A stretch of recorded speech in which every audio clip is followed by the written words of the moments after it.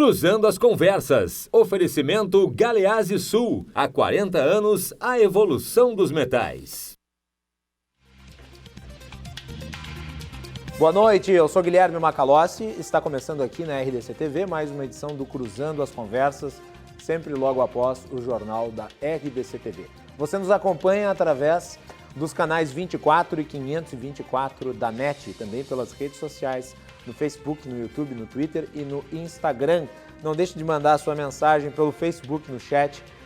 Você manda a mensagem, ela vai passar aqui na tela. Conforme você vai participando, a sua interatividade é muito importante, faça parte das discussões deste programa. Muito bem. Parabenizar aqui a RDC também pelo lançamento hoje do programa Feed, que é apresentado pelo Capu. Então, mais um programa que estreia na nossa grade e parabéns aí a toda a produção do programa e ao apresentador. Bem-vindo à casa, desejo muito sucesso a todos aí que estão envolvidos. Mais esse programa de entretenimento aí para você que nos acompanha aqui na RDC TV. Muito bem, hoje nós vamos falar no Cruzando as Conversas sobre um programa que foi apresentado pelo governo federal na semana passada, o Futurice.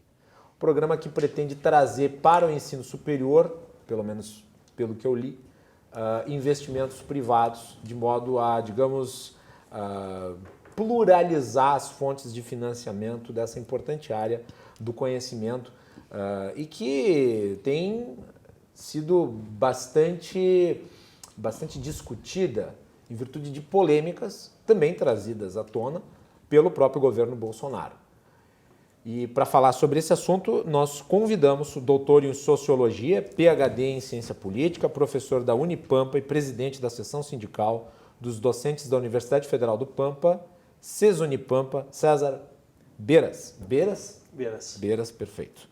Também o professor do Instituto Federal do Rio Grande do Sul, vice-presidente do Sindicato dos Professores das Instituições Federais de Ensino Superior de Porto Alegre, a DURGS Sindical, Lúcio Vieira. Do outro lado da mesa, nós temos o professor da Faculdade de Economia da URGS, PhD em Teoria Econômica, mestre em Economia pela USP, membro, fundador da Associação Brasileira de Direito e Economia e do Instituto de Direito e Economia Ronald Hilbert.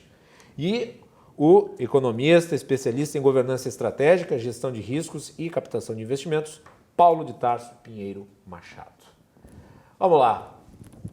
Quando o governo anunciou semana passada, senhores, o programa, eu devo dizer, eu fiquei a favor do programa porque acho que é importante diversificar as fontes de financiamento do ensino superior. Mas me pareceu que foi a primeira medida objetiva que se tomou a despeito de todas as polêmicas inúteis que nós vimos aí por 7 meses. Quer dizer, com 7 meses de atraso, o governo apresentou uma proposta para a área educacional que não gerasse desavença, que não gerasse guerra ideológica. Nós vimos antes disso aquela história do hino, nós vimos na minha opinião, desnecessária declaração de guerra ao ambiente universitário, principalmente depois que foi anunciado o contingenciamento de despesas para a área da educação.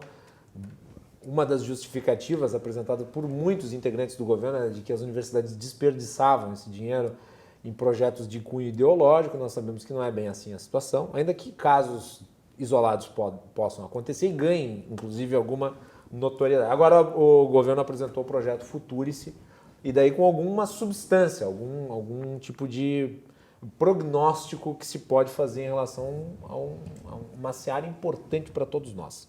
Eu gostaria de saber a avaliação que vocês têm desse projeto e de como o governo vem tratando a questão educacional. Começo pelo Ronald. Bem-vindo. Boa noite. Boa noite, Guilherme. Pela primeira vez aqui no programa, sim, né? Sim, finalmente. Guilherme, boa noite, então. Boa noite, colegas da mesa. Né? Demorou, mas saiu alguma coisa. Um projeto de alguma reforma no sistema universitário público não é apenas bem-vinda, mas como é absolutamente necessária. Se a gente olhar os recursos orçamentários do sistema de universidades públicas e dos institutos de educação, ciência e tecnologia, a gente vai ver que teve uma explosão orçamentária de 2005 para cá. Então, só para ter uma ideia, Nas universidades públicas, o valor orçamentário cresceu em mais de 100% nesses anos, de 2005, 2016, 2017. Mais de 100%.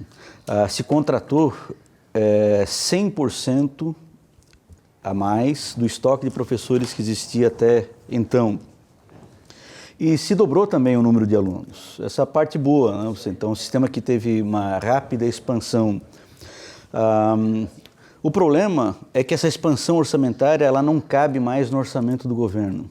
O sistema universitário ele cresceu, eu não diria de forma irresponsável nesses anos, mas eu diria que de uma forma um tanto quanto inconsequente. Né? Porque do orçamento das universidades, mais de 80% é salários de ativos e aposentados. Né? Existe muito pouco espaço para despesas correntes e para investimentos. Se a gente olhar, o que cresceu mesmo foi pagamento de professores e aposentados. Por que eu digo? Com isso, sim. Tu não pode diversificar pesquisas, tu não pode aumentar o tamanho do campus, você teve que comprimir investimento, por quê? O orçamento das universidades cresceu muito mais rapidamente que o orçamento público de maneira geral. Para vocês terem uma ideia, se a nossa expansão em termos de orçamento foi de 100% nesses anos, o PIB não chegou a crescer 30%. Então, é uma expansão em termos reais muito rápida. E por que ela é inconsequente? Porque, olha só, você dobrou o número de professores nas universidades em pouco mais de 10 anos. O que isso significa na prática? Que você pegou, mais ou menos, imagina que você tem... Imagina uma caixa d'água. Né? Uma caixa d'água tem o estoque de água lá dentro e tem um fluxo de saída, né? Ou de entrada, como vocês queiram imaginar. O que o governo fez com essa expansão rápida em todos os departamentos, em todas as universidades do país? Você esgotou o estoque que estava dentro da caixa d'água, de profissionais que estavam à disposição. E não são necessariamente os melhores profissionais que você pega.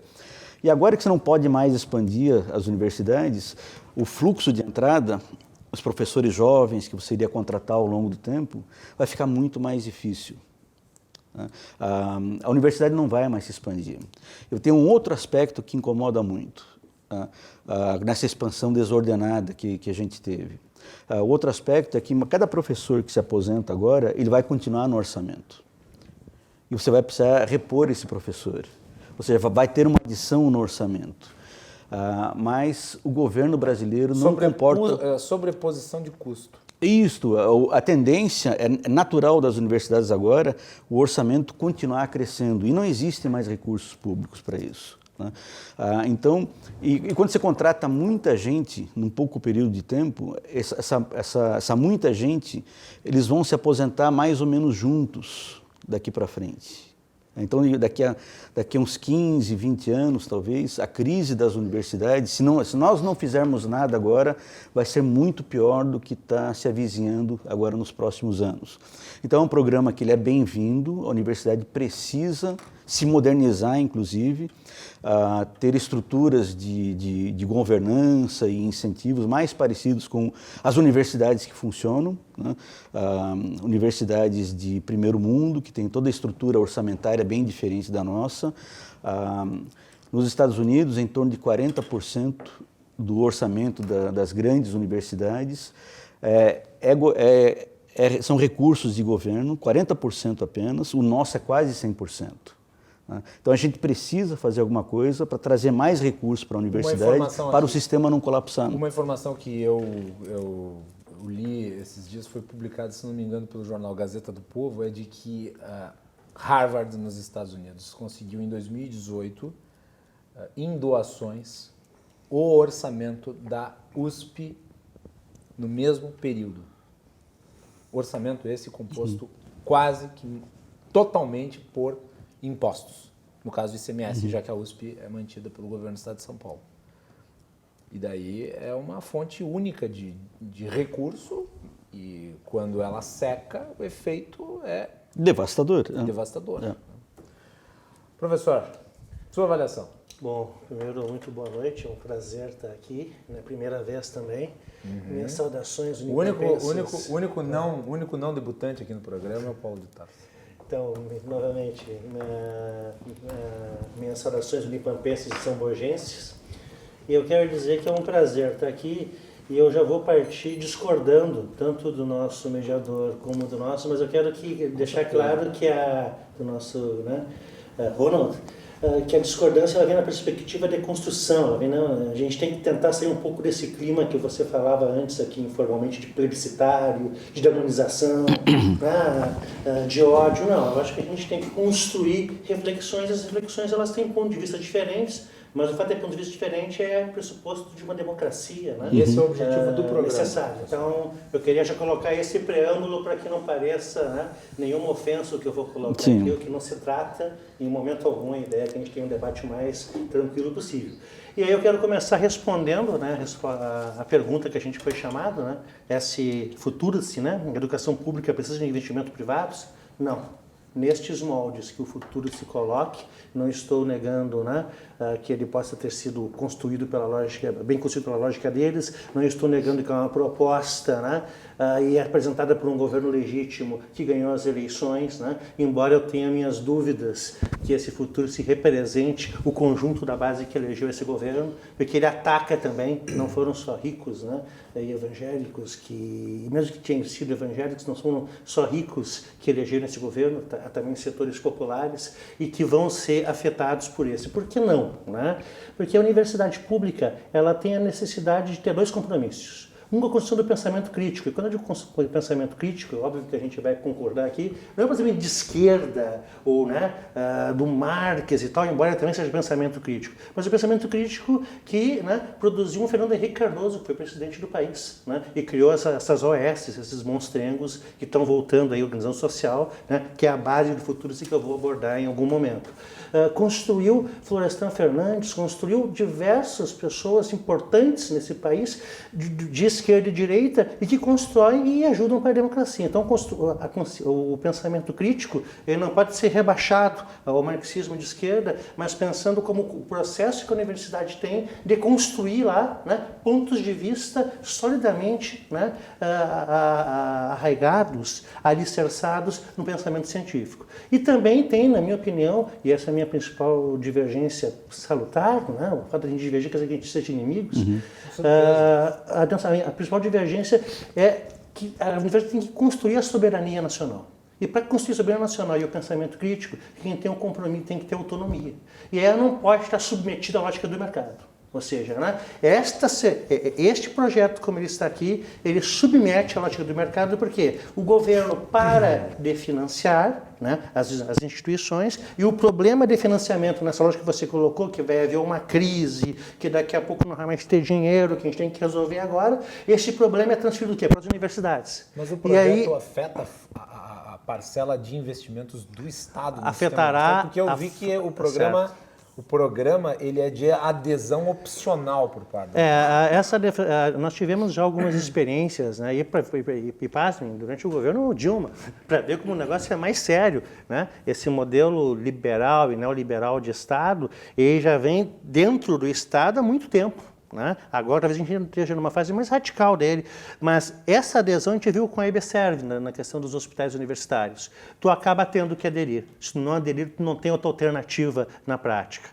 Então o termo de livre iniciativa, a audiência que vai ter, elas acabam sendo necessárias pelo seguinte: vai reduzir os recursos. Ele vai ficar, no máximo, a questão salarial reduzida. E com as OSs vai aumentar a iniciativa privada e você vai ter que fazer financiamentos com os bancos. E se você não tiver isso, você não vai conseguir cumprir as metas. Isso está lá no Futuro-se, não estou inventando nada. Vai haver plano de metas, porque são 3 eixos.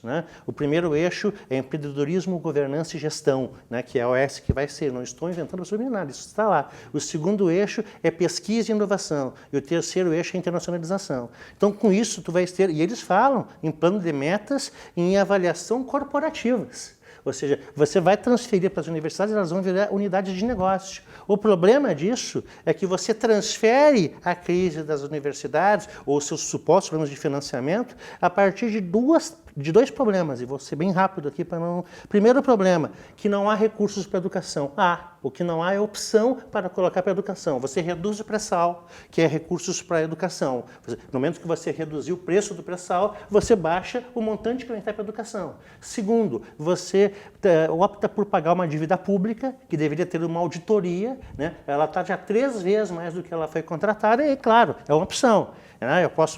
Eu posso pagar um copo d'água para ti ou um copo d'água para ele. O problema é que nessa opção, né, e aí para concluir, quem é que está sendo excluído hoje? Porque eu não concordo com esse modelo que a responsabilidade, né, é do mercado ou é da própria sociedade. Não, ela é do Estado. Por quê? Porque se o Estado não garantir acessibilidade, o que nós vimos hoje? Aumentou o acesso.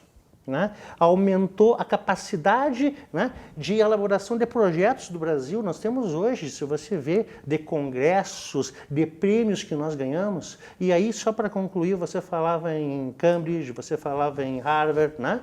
Todas essas universidades hoje, elas estão cobrando mensalidade. Né? E a mensalidade, eles vão para são dados deles, a gente pode ver na internet. São privadas, mas elas estão cobrando mensalidade, né, de em torno de 9 mil a 12 mil por mês, de acordo com o curso. Só que aqui, neste projeto do Futuro-se, já está previsto mensalidade nos pós, e está prevista, está lá, é só ler, está prevista a possibilidade de passar isso, e a gente sabe como é que funciona isso, de passar isso para os cursos de graduação. O que acontece com isso? Nós vamos ter uma privatização da educação. Então, com essa privatização da educação, nós não teremos conhecimento crítico e sequer soberania. E nesse ponto, né, respondo à pergunta inicial do programa, somos, e quando eu digo eu antes, a Associação Nacional dos Docentes de Ensino Superior, completamente contra essa proposta. Paulo de Tarso, bem-vindo. Boa noite, Macalossi. Boa noite aos telespectadores. Boa noite aos companheiros de mesa. Tenho aqui a felicidade de ter amigos nessa mesa, o Ronald, o professor Lúcio, com quem tivemos a possibilidade de trabalhar junto. Estou conhecendo o César hoje, e o Macalossi. Né? Assim, importante esta revelação que eu diria do neojornalismo gaúcho. Né? Não quero dizer que ele é neo em outros aspectos, ele é neojornalista, né? E isso é muito importante. E quero saudar a RDC, Macalossi. Obrigado. E o programa, porque eu, como cidadão, acredito que o grande problema, uma das causas dos grandes problemas brasileiros, é que nós temos uma dificuldade de construir agendas mínimas.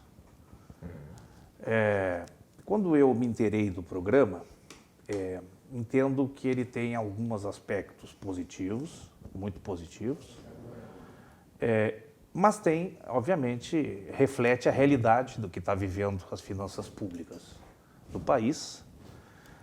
E também, no meu ponto de vista, me parece que ele tem algumas questões que, do ponto de vista da sua operacionalidade, até pela questão, vamos dizer assim, histórica, estrutural e cultural nossa, que ainda precisa avançar mais, de todos os stakeholders envolvidos, todos os participantes dessa proposta, né? Que eu gostaria de fazer algumas considerações iniciais.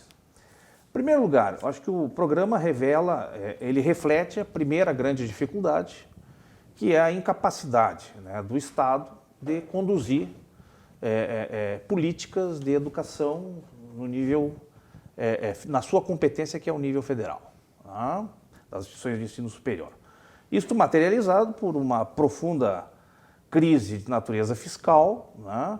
Basicamente por desequilíbrio primário, onde as receitas estão insuficientes em relação às despesas, né? Fato que, obviamente, apesar de todos os instrumentos de lei de responsabilidade fiscal, de uma série de mecanismos que estão aí a poder mas a lei estabelecer... A lei de responsabilidade fiscal, eles vão alterando ela conforme o déficit. Exatamente. Mas, enfim, tem os instrumentos. Nós podíamos não ter instrumentos. Mas, mesmo assim, o Estado não resistiu a gastar mais do que deveria. Ou, eu prefiro substituir o gastar mais por gastar mal. Por gastar mal. Por não ter prioridade na alocação dos gastos, né? Bom, então, acho que ele corresponde a esta estratégia.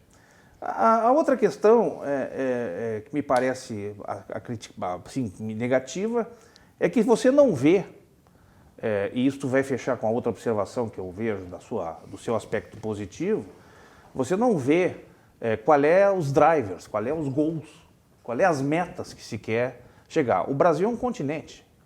Nós podemos ter um programa para o Brasil, mas nós temos realidades distintas regionais. Com certeza, isso é um bom ponto. Então, nós não podemos achar que um programa hegemoniza e estabelece um denominador comum para todas as nossas dificuldades regionais. A outra questão, ele tem aí uma operacionalidade proposta com venda de naming rights, que é os direitos de imagem, né? Digamos, só para exemplificar, o sujeito quer fazer uma doação para uma universidade. É isso aí. E poderá botar o nome do doador. Isso aí. Vou construir lá uma arena. Bota o nome dele lá. Só que como existe na USP, desculpe interromper, só para dar um exemplo, você vai lá, as salas de aula estão muito bem equipadas, com poltronas confortáveis, são limpas, mas tem na porta tem uma placa dizendo quem foi o doador. Que tal empresa, exatamente. Então ele tem algumas questões operacionais, né? O próprio instrumento das PPPs, das parcerias públicos-privadas, que ainda, no meu ponto de vista, ainda são extremamente lentas no Brasil, né? Mas por uma questão de cultura, de aspecto cultural. O aspecto positivo que eu destaco para o programa Futuris é que ele procura resgatar uma ideia, né? Que aqui no Brasil se tenta há muitos anos e há muito tempo não se consegue. Justamente porque nós não estamos, no meu ponto de vista, em que pese tenhamos avançado politicamente, não temos ainda maturidade institucional e maturidade cívica para poder entender o que é um programa dessa natureza, que remete à ideia do professor Henrique Etzkovitz, que foi o criador da Tríplice Hélice, que é a ideia, né, de reunir numa força motriz para o empreendedorismo e para o desenvolvimento econômico 3 instituições que são icônicas no processo de desenvolvimento, que é a universidade, o setor produtivo e o próprio governo. Isso é a Tríplice Hélice, é a força motriz que gera. Quando eu falo da questão regional, e essa foi a minha preocupação, é porque, por exemplo, o exemplo da Tríplice Hélice mais conhecido de todos nós, o Vale do Silício. O Vale do Silício é um típico exemplo desta formatação concebida por o professor Henry Etzkovitz, que foi idealizador da Tríplice Hélice, que representa, né, a junção de esforços entre universidade, entre setor produtivo e governo. E ninguém perde a identidade e também ninguém quer se apropriar e ser dono de coisa alguma. Querem se informar uma força propulsora no sentido de levar adiante, né, as necessidades e as demandas da educação, aproximando universidade com as demandas do setor produtivo e com vamos dizer assim, os drivers estratégicos que os governos têm que ter para gerar, vamos dizer assim, a expectativa do crescimento e desenvolvimento. Para onde é que o país vai? A pergunta, onde estaremos daqui a 10 anos? Né? Ou o que seremos daqui a 10 anos? Quer dizer, uma típica proposta de agenda. Então eu vejo isso como positivo. Agora, nós temos que entender o seguinte, a Tríplice Hélice, ela tem uma inspiração, vamos chamar assim, eu não quero dizer o termo teológico, mas ela tem uma inspiração filosófica, que é da ética protestante, muito diferente da nossa visão de mundo aqui no Brasil e na Latinoamérica. Está se remetendo ao Max Weber? Eu não quero entrar nesse detalhe, porque senão eu vou acabar fazendo uma derivada de segunda ordem, né, usando a linguagem matemática, e vamos atrapalhar o leitor e o nosso telespectador, não é esse o objetivo. Eu quero dizer o seguinte, nós não temos maturidade para entender, assim como eu ouvi do César, que a percepção, e respeitosamente acato e respeito, que é a percepção do grupo associativo ao qual ele representa, de que isso tem uma perspectiva de privatização, né? Eu também entendo o seguinte, há muito tempo que se faz um esforço de se unir empresas e universidade aqui, e essa perspectiva não vai. Não vai, por quê? Na minha percepção, e respeitosamente, há uma série de valores ainda que não estão consensados. Primeiro porque a universidade viveu, e hoje não vive mais, mas viveu durante muito tempo, uma zona de conforto orçamentária, que lhe dava, vamos dizer assim, o conforto de fazer tudo que entendia, preparado, e não ter, no meu ponto de vista, aí por falta de diretriz, justamente, de visão de driver, de visão estratégica, né, para onde que eu tenho que me conduzir para fazer, por exemplo, a pesquisa. Então está dizendo que as universidades se guiaram pela irresponsabilidade. Eu não estou dizendo isso, eu estou dizendo o seguinte, há uma série de fatores que justificam esta não convergência, né? Como que aconteceu, por exemplo, o resultado do Vale do Silício, e eu não estou comparando os Estados Unidos com o Brasil, eu estou querendo trazer a ideia da tríplice hélice, é isto que está posto no Futuris quando você quer juntar universidade, setor produtivo e governo. Eu acho essa ideia muito boa, né? Sem que ninguém se torne dono do negócio. Agora, o setor produtivo, por sua vez, também não quer remunerar a pesquisa, e deveria, porque entende que como já paga imposto e paga um imposto alto, e é verdade, entendeu? Quer fazer isso de forma graciosa, da forma, vamos dizer assim, vamos fazer uma conta de chegada e vamos nos equilibrar. E aí o diálogo entre setor produtivo e universidade, e eu não estou generalizando, a gente sabe que hoje já avançou muito, né, mas ainda não é efetivo. E o governo, no meu ponto de vista, né, que deveria ser, vamos dizer assim, o elemento, e eu aqui não estou falando de estatização, aqui eu estou falando do agente operacional do Estado que engloba todas as paixões, todas as tendências, todas as vontades, todos os desejos e todas as necessidades e não tem todos os recursos. Deveria estabelecer o seguinte, uma linha condutora, né, para onde vamos chegar com este projeto. Tu acha que não tem? Não tem. Não tem porque eu não vejo qual é a perspectiva.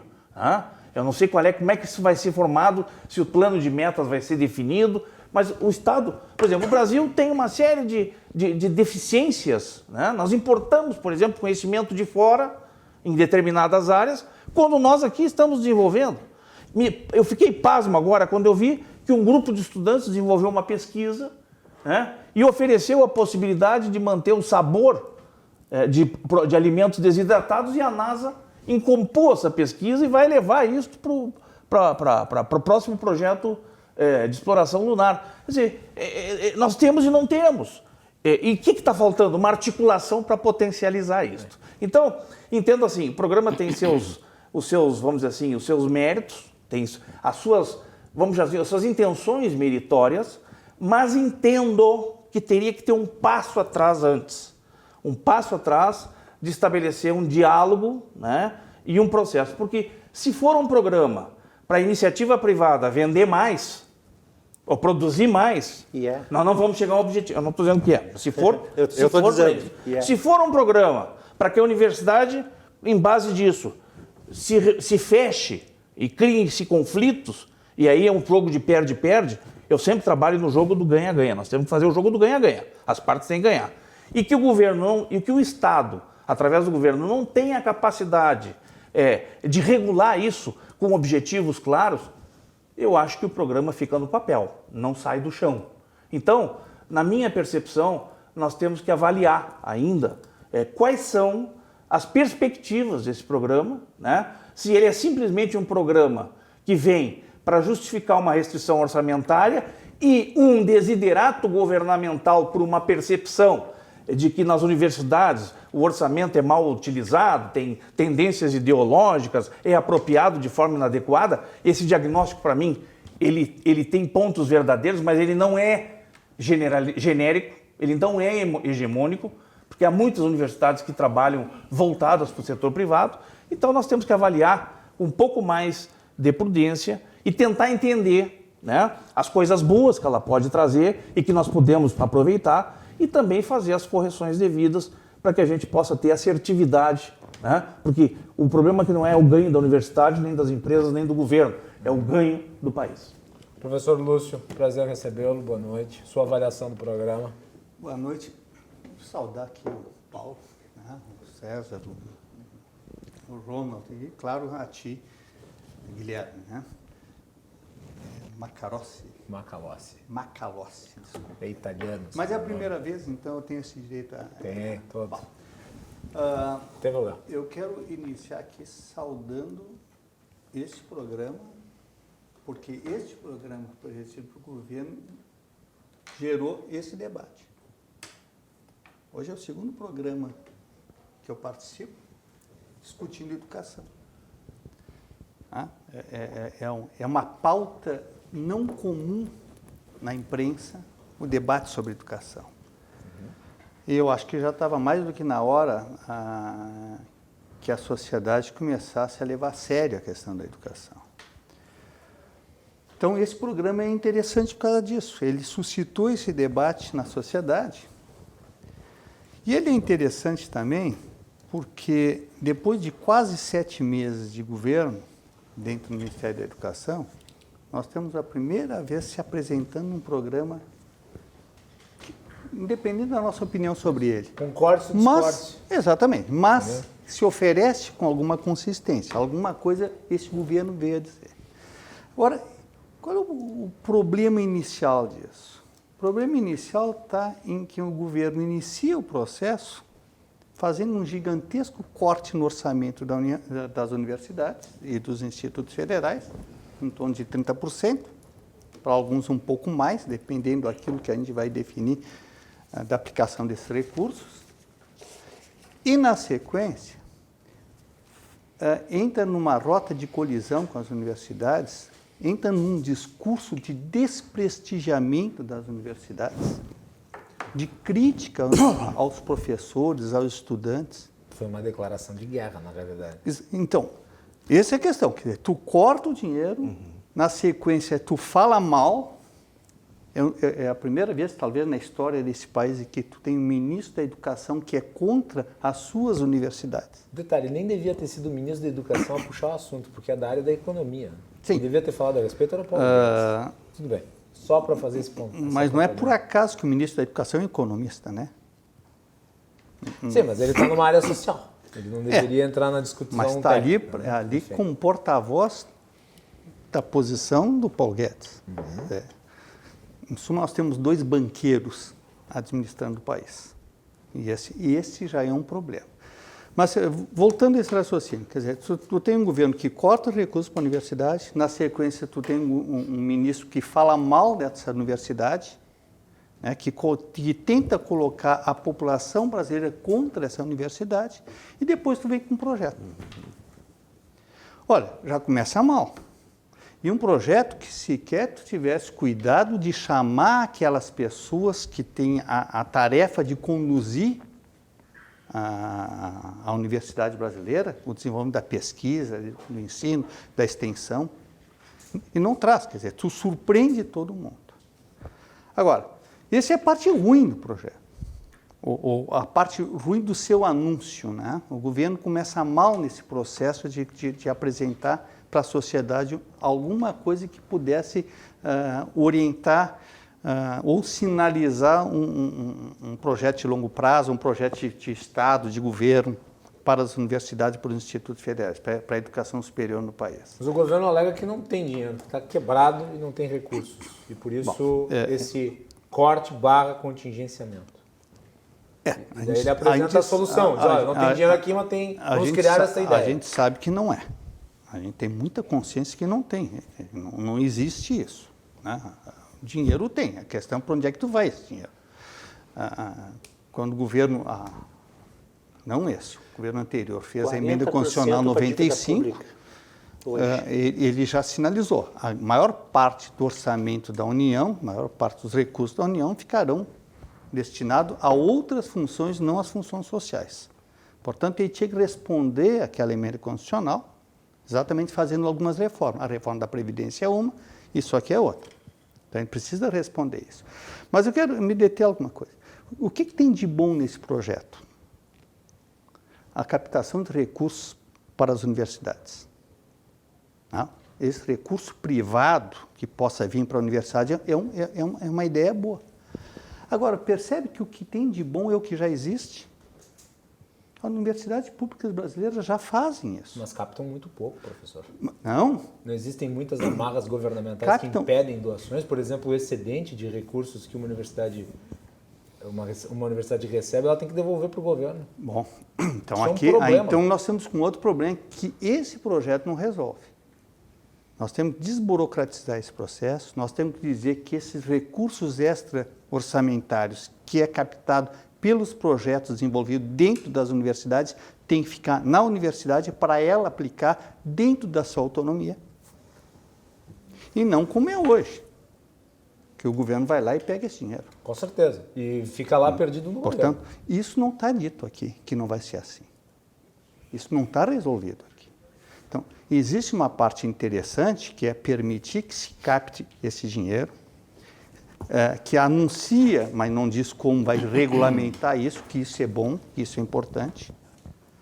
Agora, quando a gente vai para a parte da gestão disso, que aí a coisa fica preocupante. Porque quando ele traz para... Não é assim, olha, a universidade e os institutos poderão captar dinheiros, financiamento de empresas privadas que têm interesse em financiar uma determinada linha de pesquisa, coisa que já existe, mas vai regulamentar isso melhor, que é muito positivo, vai criar outras formas de fomento, que é extremamente positivo. Mas quando tu diz o seguinte, bom, mas isso vai acontecer por adesão a esse programa e adesão a todo o programa, não é? Olha, eu gostei disso aqui, vou fazer, mas isso aqui não nos interessa. Não, adere a tudo ou a nada.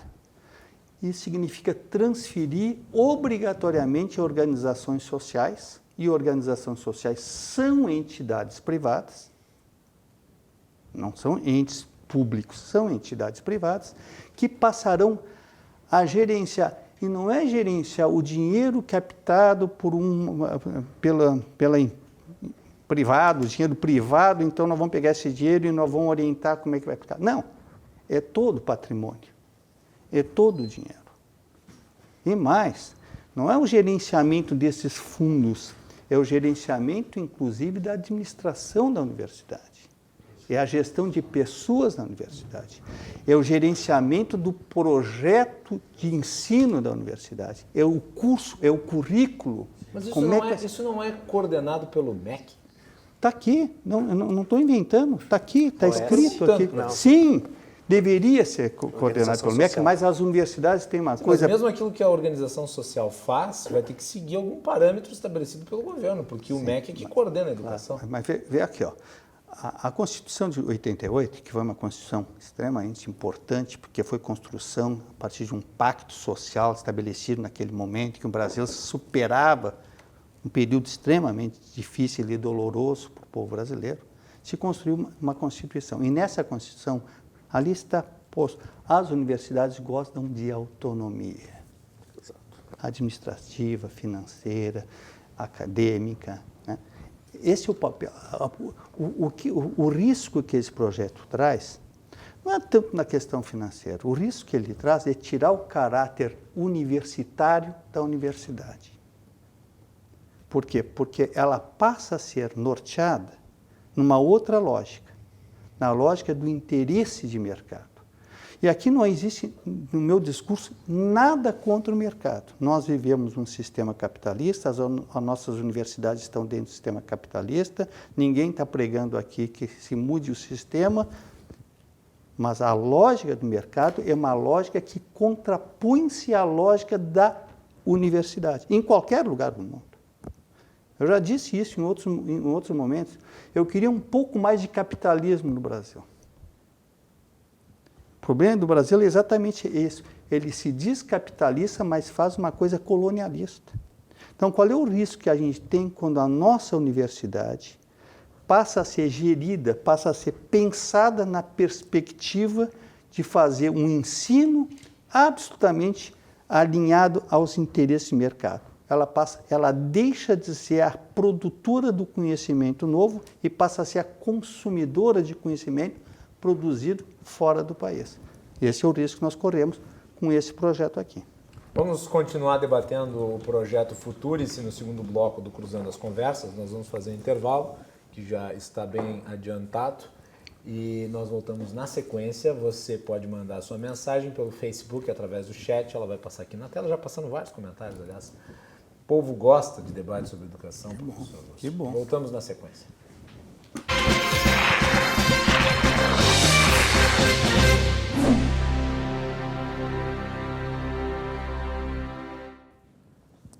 Estamos de volta aqui na RDC TV com Cruzando as Conversas, um oferecimento de Galeazzi Sul, há 40 anos, a evolução dos metais. Você nos acompanha pelos canais 24 e 524 da NET, também pelas redes sociais. Não deixe de mandar a sua contribuição, a sua mensagem é muito importante para o nosso programa. Estamos falando sobre educação, o programa Futurice, que foi apresentado semana passada pelo governo Bolsonaro. E para falar sobre o assunto, nós temos aqui o professor César Beiras, o professor Ronald Hilbrecht, também o professor Lúcio Vieira e o economista Paulo de Tarso Pinheiro Machado. Tu E és também professor também. É professor também, então 4 professores. Desculpe, Paulo. Erro meu. Não tem problema. Tudo bem, eu não sabia também que era professor. Então agora está reparado o erro. Eu recebi uma mensagem aqui, claro, o pessoal da produção aqui, o Rômulo já fez troça comigo. O Márcio Braga mandou um comentário, eu faço questão de ler, disse: o mediador é de esquerda. Já está bem claro. Tu achas que eu sou Eu desconfiava disso. Desconfiava. Então tá. Porque ser mediador, ele não pode estar na esquerda nem da direita. Então ele não é mediador. Não, mas levemente à esquerda. Aí eu tenho uma filosofia.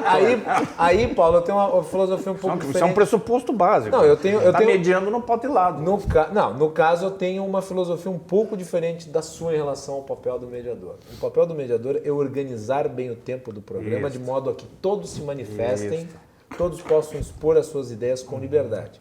Mas isso não significa que o mediador não tenha a sua opinião, a sua avaliação. Evidente. Eu já disse em várias ocasiões aqui no programa que o mediador não é parte do cenário. O mediador é um sujeito ativo que tem um pensamento crítico, ou pelo menos ele pretende ter. No caso, o mediador aqui, ao contrário do que o Márcio Braga entendeu, ele é um mediador com uma visão liberal de mundo. Mas Logo então não é de esquerda. não é de esquerda. Mas o programa convida pessoas de esquerda, e essa é a graça do programa, ter um confronto de ideias em alto nível. É isso que faz a graça do programa, né? É isso aí. Ronald, vamos lá, para a volta do segundo bloco, falando sobre educação. Seus apontamentos. Nós tivemos assim uma rodada de ideias muito interessantes, né? Eu queria mencionar algumas, né? Existe um medo muito grande que eu compartilho também, porque eu acho que o que nos une aqui na mesa é que nós queremos uma universidade que seja autônoma, independente, produtiva, que contribua para o país no seu enriquecimento, não apenas material, mas de ideias, né? Isso é uma coisa que todo mundo deseja. O problema sempre é como a gente vai conseguir alcançar esse objetivo, né? Então, um problema que também me aflige a universidade perder autonomia. Agora, o que significa autonomia? É você ter uma capacidade de você decidir com os recursos que você tem, né? Aqui no caso do Brasil... No caso, as universidades podem determinar as suas políticas de investimento próprias. Elas não conseguem, porque elas recebem um orçamento e mais de 80% do orçamento ele é fixo, você não pode alterar, que é pagamento de salários, de ativos e aposentados. É custeio, você não consegue mexer nisso aí. Então, a capacidade de você ser autônomo nesse sentido é muito reduzido. Um outro problema que você tem, imagina o seguinte... Imagina que a universidade tem um reitor, que ele faz seu planejamento estratégico e diz o seguinte: olha, nós aqui na nossa universidade, nós entendemos que está vindo aí a Revolução Industrial 4.0. Ela vai mudar drasticamente a sociedade. E se ela vai mudar drasticamente a sociedade, isso significa dizer que a universidade também vai ter que mudar. Por exemplo, esse reitor hipotético, ele pode estar dizendo o seguinte: nós aqui não temos cursos tecnológicos o suficiente. Nós temos poucos alunos de computação, não temos quase nenhum programa de inteligência artificial, que é isso que vai ser o moto da coisa. E nós não temos muita coisa em química e engenharia de materiais, porque as grandes inovações estão vindo dessas áreas. A gente precisa desenvolver capital humano sofisticado para dar conta das demandas que vão surgir.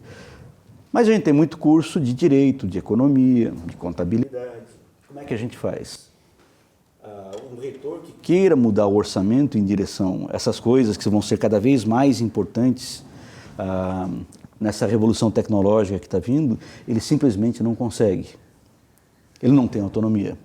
Autonomia é fictícia na sua versão. Porque todo orçamento ele é engessado, ele é basicamente engessado. Você não consegue fazer essas realocações. Imagina o seguinte, tem uma unidade, um departamento, um curso de graduação que é nota 2 na CAPES. É horrível. Ele consegue desativar? É muito difícil. Ele consegue transferir parte dos professores de um departamento, não contratar num departamento e levar para outro. Qualquer que seja o critério, que se entenda, que seja consensual na universidade. É muito difícil você fazer essas coisas. A universidade é muito engessada. Engessamento significa dizer simplesmente o seguinte: falta autonomia. Você não tem autonomia para tomar decisões. De maneira geral, se você quer dar mais autonomia, você precisa desengessar a universidade, mas permitir que a universidade tome as principais decisões, né? Que elas não venham de fora, que você consiga se organizar para tomar as principais decisões. Então, o que eu entendo é que esse programa, ao permitir captação de recursos, a universidade tem um pouco mais de autonomia, não o quanto que eu gostaria, que era desengessar o orçamento. Mas isso por lei de diretrizes orçamentárias você simplesmente não consegue fazer. Uma outra coisa que o professor Lucas ele mencionou é a ideia de cortes orçamentários. Isso é um fato da vida pública. Professor César. Oi? Professor Lúcio. Isso é um fato da vida. Orçamento é uma coisa que é limitada. Muitas vezes o nosso problema aqui no Brasil, a ideia é um pouco tanto quanto o adolescente, né? Porque o adolescente, a interpretação de sociedade dele é o seguinte: se eu abro a geladeira, está lá o leite e no armário está o Nescau. Por que a sociedade inteira não é assim? Para um adolescente não tem escassez de recursos. Você não tem que tomar decisão de fazer uma coisa ou outra. O fato é o seguinte, que o orçamento da educação ele cresceu muito mais rapidamente que o orçamento do governo federal. E pior, cresceu no sentido... na sua avaliação. E cresceu no sentido errado ainda. Se você pegar os principais estudiosos, eles vão dizer o seguinte: olha, a universidade gera um conhecimento muito bom, mas não gera aquilo que economistas chamam de externalidades, que acontece em educação infantil e os primeiros anos da vida escolar das crianças. Por quê? Porque é uma fase que você precisa ter as crianças bem alimentadas e conectando neurônios, desenvolvendo linguagem, seja matemática, seja música, seja xadrez. Você precisa ter as crianças aprendendo coisas. E você precisa, aqui no Brasil, a maior dificuldade que o Brasil tem é com a educação infantil. Então, em termos ideais, novamente, vem aquelas complicações. Em termos ideais, se for para aumentar o orçamento público da educação, é melhor em educação infantil do que em universidades. Porque o grosso do ensino, não estou falando de pesquisa, eu posso falar depois de pesquisa, mas o grosso do ensino superior é o que a gente chama, ele dá benefícios privados, né? O aluno do Lucas, quando ele se forma em Química, todo benefício... Lúcio. Está com o Lucas na cabeça.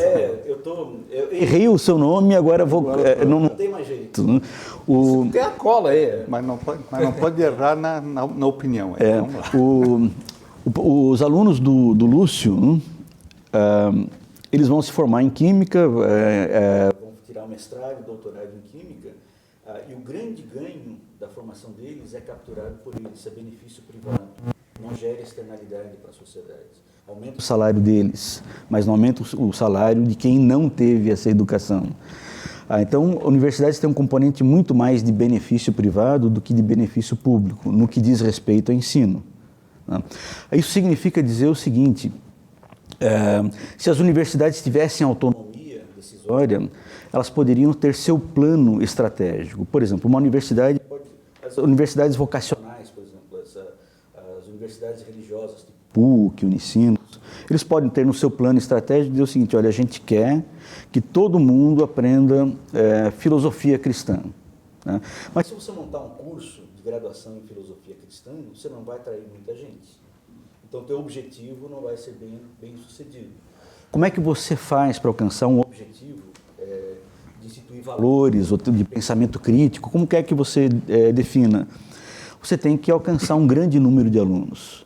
Então, como é que você faz? Isso no resto do mundo. Eu estudei orçamento público de universidades americanas, australianas, europeias. Entendi a maneira de eles pensar. Eles pensam dessa forma. As universidades têm seu sistema de valores e têm aquelas coisas que eles querem promover. Só que aquelas coisas que eles querem promover não é fácil promover sem alunos.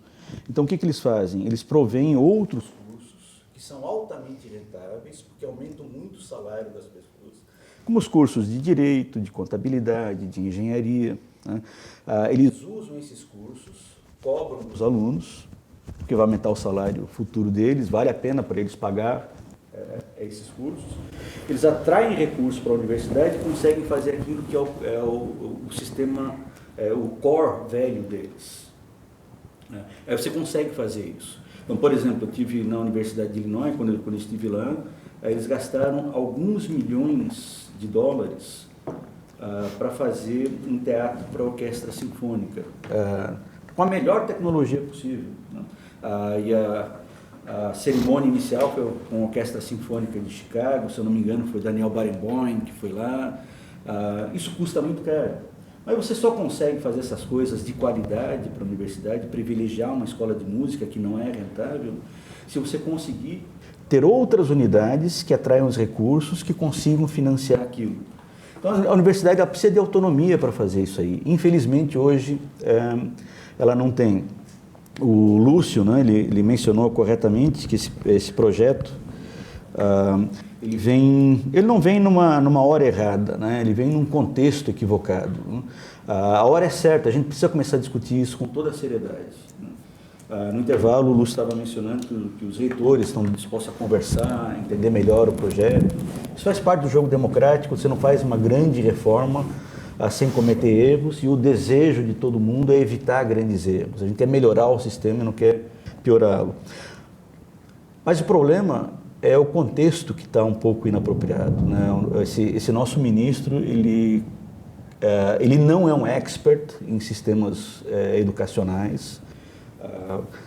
Você tem várias pessoas com conhecimento objetivo muito melhor do que ele, e ele, quando tomou posse, ele veio com um discurso muito radical, raivoso, aquelas coisas da balbúrdia. Isso não é digno de um ministro, tá? Isso causa muitos problemas no relacionamento depois com o público que ele vai ter que dialogar. Isso não é nada confortável. Então, o projeto, ele é importantíssimo, mas o contexto que o próprio ministro criou não é muito agradável. Mas a gente vai ter que tocar esse negócio de qualquer maneira, porque as universidades elas já estão em crise e podem colapsar na ausência de maiores recursos. Muito bem. Para nós girarmos a roda. Eu só queria fazer um último comentário sobre organizações sociais, né? Também existe um medo muito grande que o monstro que está debaixo da cama, né, ou dentro do armário, o bicho-papão do setor privado, o tal do mercado, vai tomar conta, mas a organização social é um tipo de organização institucional que permite com que uma instituição regida por direito privado possa receber dinheiro público, sem ter essas amarras que a universidade pública tem. Então isso seria uma grande vantagem. Eu não consegui entender ainda por que você precisaria contratar uma organização social quando a gente tem um belíssimo exemplo, que é o INPA. O INPA é um instituto de matemática pura e aplicada, é uma instituição de altíssimo renome nacional e internacional, e, pasmem, é uma organização social. Foi a única organização social que o governo Fernando Henrique Cardoso conseguiu implementar. Foi a coisa certa a ser feita. Pega uma instituição, aplica o novo modelo e vê se funciona. No INPE, eles continuam recebendo dinheiro público, eles têm todas as características de instituição privada e são altamente competentes. Então, é um modelo que, no caso do INPA, funcionou muito bem. Muito bem. Professor César. Vamos lá. Bom, eu vou tentar ser sintético agora, porque eu sei que a gente tem pouco tempo e sempre no clima respeitoso, então não se assustem. Tem 3 ilusões que eu fui perdendo ao longo da vida, assim, né? Primeiro, e uma delas eu aprendi com Karl Marx, lá no Manifesto Comunista, quando ele dizia que a burguesia, ou o capitalismo, é uma classe revolucionária. E aí a gente ficava com medo, mas o Marx está louco. Não, o Marx está que nem o nosso mediador aqui, liberal, elogiando a burguesia. Não, alguma coisa está errada. Mas o Marx estava corretíssimo. Ele compreendeu que, por isso que o capitalismo está vivo até hoje, que o capitalismo, para ser capitalismo, precisa revolucionar, né, as formas de produção. E ele faz isso. O que nós estamos vendo hoje com esse modelo de diversidade que eles estão colocando, isso é em nível geral, não é só aqui, e olha só os exemplos que vocês têm citados, legitimamente. Austrália, Estados Unidos, podemos botar Canadá, Inglaterra, é tudo capitalismo avançado. Não viremos cidade de periferia ainda. Ninguém colocou Moçambique, Guatemala, não, a gente está botando países avançados e que nós não estamos ainda nesse patamar, nós somos um país periférico. E o que querem colocar aqui? É um modelo de país avançado num país periférico, periférico, sem nós termos as condições que eles têm lá. Né? Inclusive de funcionamento de mercado, como você falava. Nós temos aqui um capitalismo que ele é, de um lado, um capitalismo colonial, sim, né? Ele é colonial, ele é o neocolonial. Nós conseguimos um modelo predatório que teve 350 anos de escravidão, né? Que a gente só teve 2 períodos democráticos até hoje no país. A gente tem menos de 48 anos de democracia no país. A gente está se aprendendo enquanto instituições. E quem é que paga a conta sempre? Negros, né? Mulheres, homossexuais, pobres. É esses que estão pagando a conta. Tipo assim, o mercado não funciona por causa desses caras. Ah, se gastou demais. Por que se gastou demais? Porque se ampliou o acesso à universidade que nunca teve. E o que nós temos agora é um capitalismo de plataforma, que é esse aí que tem como um grande, digamos, motivador hoje, né? O Vale do Silício, que vocês comentavam aqui, mas é um capitalismo que não está preocupado em abrir oportunidades. A lógica do mercado que está se colocando aqui vai ser, minha opinião, respeitosamente, de um darwinismo educacional. Ou seja, você vai lá botar os... Porque a lógica do mercado, pode se chamar de OS, pode chamar do que você quiser, quando você vai investir naquilo que vai lhe dar retorno. Essa é a lógica do mercado. Daqui, Guatemala, Moçambique e Estados Unidos. Bom, o que você quer dar retorno? Essa é a lógica da pesquisa. Por que o INPE dá certo lá? Pô, pesquisas aplicadas, né? Olha a objetividade que ele tem, o lucro e a lucratividade que ele gera para o mercado. Agora, a universidade não é só isso, por isso que eu falava no início em soberania, eu falava no início, né, em pensamento crítico. Nós temos que pensar um modelo de país. Né? Eu me lembro aqui, para não dizer que eu estou esquerdizando, vou lembrar do Celso Furtado. O Celso Furtado, inclusive, tentaram 50 anos. Eu não considero, mas enfim, aí é uma questão de visão, tá? Mas o Celso Furtado, enquanto um nacionalista desenvolvimentista, e respeito muito o Celso Furtado, dou aula sobre ele tentou trazer o quê? Vamos construir indústria nacional. Não temos indústria nacional até hoje. Vamos construir um sistema educacional próprio. Né? Isso que eu acho que o senhor falava no início, né? Das disparidades regionais. Continuam-se até hoje as disparidades regionais, né? Em todos os sentidos. E essas chagas não foram resolvidas. Então, tipo assim, eu não acredito que o capitalismo é bom e vai resolver. Segunda questãozinha rápida que eu não acredito mais, que eu até acreditava no início, né? E nós estamos só há 7 meses desse governo, que era um governo de louco, não. Até pode ter os seus insanos, como vocês falaram, as suas coisas indignas, como vocês falaram, mas é um governo que tem um centro. É um governo que orquestradamente, continuando no governo Temer, fez uma reforma trabalhista que gerou 14 milhões de desempregados, está aprovando uma reforma da Previdência que vai fazer com que pessoas como nós aqui, que não se aposentaram ainda, talvez não consigam se aposentar. Eu já fiz o meu cálculo, se passar a reforma, eu me aposentaria com 65, me aposentar com 74, 77, depende aí da base. Né? E um governo que passou a PEC 095, que congela os recursos para a educação e para a saúde por 20 anos, ou seja, a cada ano está baixando o teto de 25 e o teto de 18 previsto na Constituição, ele está sendo recessivo, e um governo que agora está... Nós somos 10 campi na Unipampa, nós temos em torno de 15 mil a 20 mil alunos, em torno de 800 professores, e mais os técnicos, mais uns 700 técnicos, fora os terceirizados.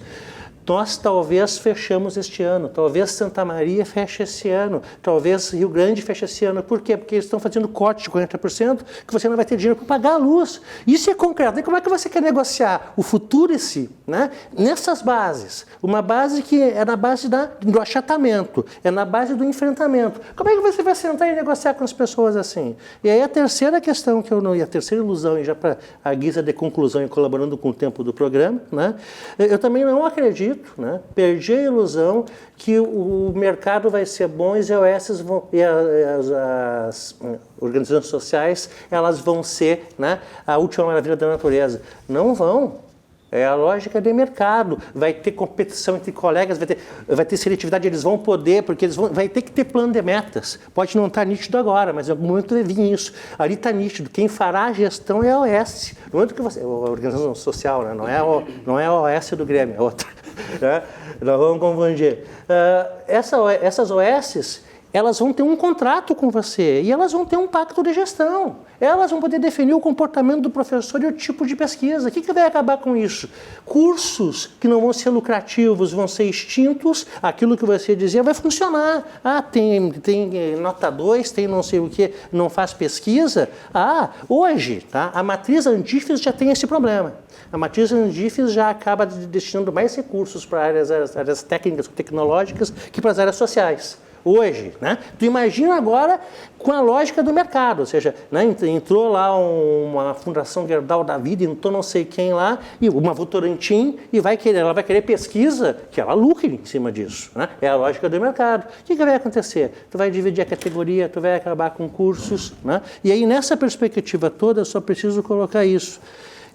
Esta proposta é perversa, porque é só para fazer o comentário final aqui. Ela dialoga, o capitalismo de plataforma hoje, que é cruel e perverso, ele dialoga com uma insegurança ontológica, que é aquele negócio, é melhor um pombo na mão que 2 voando. E está tão difícil a situação social de vida, de conseguir emprego, de conseguir se aposentar, de conseguir se formar, que as pessoas acabam tipo assim, bom, é melhor eu poder trabalhar 9 meses e depois ficar 4 meses para esperar, né, e poder ser contratado de novo, que é o que a reforma trabalhista faz, do que não ter trabalho nenhum. É perverso isso, né? Ilude a população, pensa que vai ter autonomia e não vai ter autonomia, pensa que vai ter recursos e não vai ter recursos. Então eu só queria deixar isso nítido, né? Temos que dialogar sim, mas as bases do diálogo não pode ser que a população brasileira pague o preço de novo como sempre pagou, né? Vide a escravidão, vide a não democracia do país. Muito bem. Nós temos em torno de 10 minutos de programa, vou dar 5 para cada um dos demais, os 2 participantes. Paulo de Tarso. Pois olha, eu já que estamos aqui num ambiente de divergências fraternas e eu quero manter a fraternidade das divergências, eu quero fraternalmente divergir do César. Porque também acho o seguinte, nós temos que, cada país constrói a sua trajetória dentro das suas peculiaridades, das suas conjunturas, né? Nós não somos os Estados Unidos, nós não somos o Canadá, nós não somos a Inglaterra, nós não tivemos aí na nossa história, né, um ciclo de acumulação baseado na exploração de riquezas minerais, nós não tiramos riquezas de países para poder fazer isso, quer dizer, é o que a história econômica conta, né? E que foi verdade, dentro de um ciclo, obviamente, natural de evolução. Acho que temos que avançar no programa, acho que o programa tem coisas boas, né? Agora, vejo que o programa tem alguns vícios que começam a comprometer a possibilidade, e aqui estava revendo, né? Revendo alguns aspectos que são operacionais, mas que revelam isso que o professor Lúcio comentou na sua manifestação, né?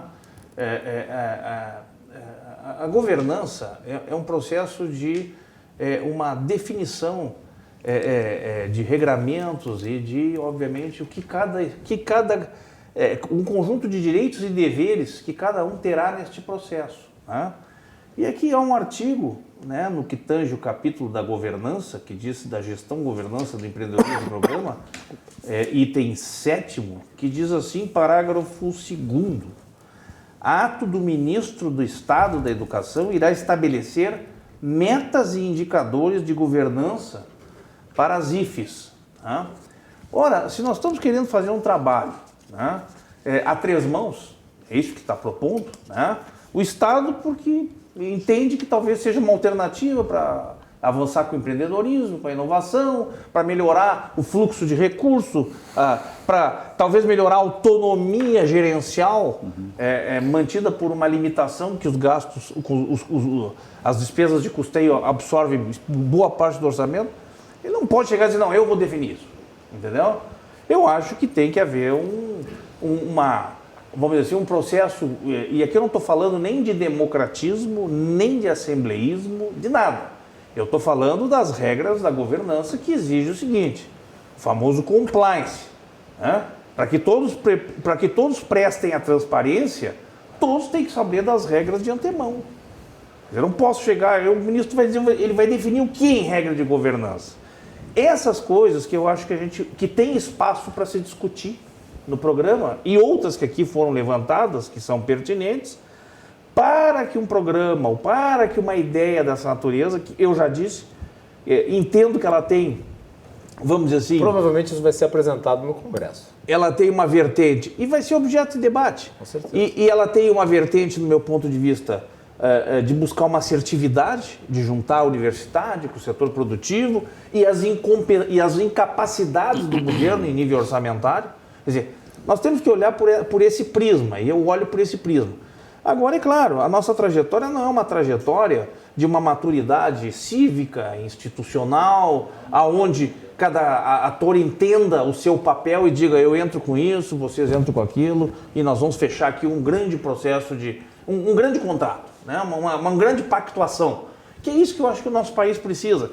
Eu venho muito incomodado, né, nessa discussão dos extremos, porque os extremos são sempre os dois lados de uma mesma moeda, né? Os extremos estão muito próximos. A esquerda, a extrema-direita e a extrema-esquerda, elas inviabilizam, no meu ponto de vista, a busca de formação de consensos mínimos. Nós não precisamos concordar em tudo. Nós não temos que concordar em tudo. E nós temos liberdade para cada um ter a sua visão de mundo e a sua pressuposto filosófico. Me avisa o tempo quando eu estiver passando, né? Que eu acho que eu já passei. Então, quero dizer o seguinte, nós precisamos trabalhar, e eu trabalhei durante muito tempo na construção de agendas, acho que o professor Lúcio aqui foi parceiro daquela ideia de fazer uma agenda. É claro que as partes têm suas peculiaridades, têm seus defeitos, têm suas qualidades, mas nós temos que insistir em buscar uma agenda. Quer dizer, o Brasil tem um problema sério, ele depende de alguns insumos estruturantes para o seu desenvolvimento. Um deles é a educação. Não se faz... A história de desenvolvimento dos países mostrou que aonde não há uma educação, vamos dizer assim, integrada, robusta, né, e com objetivos bem definidos, não vai a lugar nenhum, assim como a questão da infraestrutura, né, e a questão da educação. Então, é difícil a gente ter agendas porque cada um tem uma visão de mundo. Aí então se discute, não, é porque tem que ter a visão liberal, não, é porque tem que ter a visão marxista, e não se vai a lugar nenhum. Então eu entendo o seguinte, talvez esse projeto, e esse é o debate, ele tem que ser debatido com a sociedade, né, com os players. Mas eu tenho certeza que vai, envolver, foi recém-apresentado. E trazer, sim, mas já não trazer esta carta aqui de proposituras que, no meu ponto de vista, do ponto de vista da governança, inviabiliza a própria governança. Quer dizer, começa a definir critérios sem ouvir os players. Os últimos 4 minutos de programa, vou estourar posso, Beto? Só para equalizar o tempo, 4, 5 minutos aí para o professor Lúcio, acho justo. Os últimos 5 minutos de programa são do professor Lúcio. Para alertar que daí todos falam ao mesmo tempo. Para alertar que o governo deu 30 dias para o debate. Então, realmente, já começa mal, ou dá continuando mal. Mas eu queria reforçar uma ideia aqui. A Universidade Pública Brasileira é de excelente qualidade. 90% de toda a pesquisa que é feita nesse país é feita nas universidades públicas desse país. Portanto, nós estamos entre as melhores universidades do mundo. Agora, por outro lado, mais de 70% das vagas oferecidas para os alunos, para os estudantes, para os jovens nesse país, são nas instituições privadas. Então, o Brasil tem uma dívida gigantesca com a sua população para, pelo menos, chegar mais perto daquilo que a gente chama aqui dos países do primeiro mundo. Esse é um problema que nós vivemos aqui. A taxa de escolaridade brasileira, quando comparada a qualquer outro país chamado do primeiro mundo, está muito aquém. O número de pessoas com formação superior nesse país é insignificante, é ridículo. Portanto, nós temos problemas na universidade pública, temos, mas certamente não são os problemas que este projeto está procurando resolver. Ele não é um projeto de assim, vamos procurar aqui formas de fomentar a expansão da oferta pública de universidades, vagas para a população brasileira. Vamos propor aqui um grande projeto nacional para as universidades para exatamente colocar o Brasil no cenário internacional do novo modelo de desenvolvimento tecnológico, 4D. Não é isso que está colocado aqui. Não, queremos que a indústria brasileira se junte com a universidade para construir esse projeto, trazendo fomento, trazendo recursos, mas não é isso que está colocado aqui. Portanto, a crítica aqui não é a possibilidade de parcerias público-privadas, não é a crítica que a não indústria... É a ideia geral, não. É a sua forma a questão de proposição. É o seguinte, que não é isso, não é isso que está colocado aqui. A questão dos professores, por exemplo. Durante 10 anos o Brasil teve, dentro das universidades públicas, gratificações para os professores por desempenho. Tempo das GEDs, ou GIDs, GEDs, etc. GEDs, e tal. As GEDs, né? Essa gratificação, por exemplo, durante 10 anos, surtiu no que em termos de qualidade? Nada. O que faz que haja melhor produção? Uma carreira. Uma carreira que efetivamente reconheça o esforço do professor, incentive esse professor. E a carreira traz aquela conotação naquilo que está chamando a atenção do coletivo. A universidade crescendo como um todo para produzir conhecimento para um todo. Eu quero discutir o desenvolvimento tecnológico do 4.0, mas eu quero discutir a consequência nisso na organização da sociedade. Isso é sociologia, isso é questão filosófica, isso é antropologia. Quer dizer, como é que o mundo se organiza? E ética também. Exatamente, a questão ética envolvida nisso. Como é que se faz isso? Ah, não, essa parte humana não interessa, só interessa a parte tecnológica? Não. A consequência desse desenvolvimento novo tem impacto gigantesco na forma como que a sociedade lida com isso. As pessoas se relacionam com isso. Portanto, a universidade tem que ter esse papel. Ela tem que ser provocada a isso. E negar isso é negar a própria universidade. Paulo, 10 segundos. 10 segundos, eu só quero usar uma frase. A nossa falta de consensos mínimos levou à ausência da sociedade e do Estado quando a gente analisa a questão do crime. É verdade. É verdade, com certeza. Senhores, muito obrigado aos 4 por esse elevadíssimo debate sobre educação, que eu acho que fez com que todos que estão nos acompanhando em casa ganhassem também a nossa produção. Né? Estouramos aí 1 minuto do tempo. Eu só lamento nós não termos tido mais, né? Em virtude de um problema aí na grade que herdamos, mas vamos devolvê-la, como sempre, pontualmente. Obrigado a todos pela audiência. Voltamos amanhã depois do Jornal da RDC TV, você acompanha aqui o Cruzando as Conversas. Amanhã nós vamos debater sobre por que 700 mil gaúchos deixaram o Rio Grande do Sul nos últimos 8 anos. É um número assustador. Acompanhe amanhã. Boa noite. Até mais.